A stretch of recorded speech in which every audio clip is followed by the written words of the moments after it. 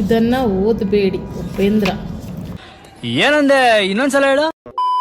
ಓದಬೇಡಿ ನೋಡಿ, ಇದನ್ನು ಓದಬೇಡಿ ಅಂತ ಪುಸ್ತಕದ ಮುಂದೆ ಮುಖಪುಟದಲ್ಲೇ ದೊಡ್ಡದಾಗಿ ಬರೆದಿದ್ರು ಈ ಬುಕ್ಕನ್ನು ತಗೊಂಡು ಓದೋಕ್ಕೆ ಶುರು ಮಾಡಿಬಿಟ್ರಲ್ರಿ.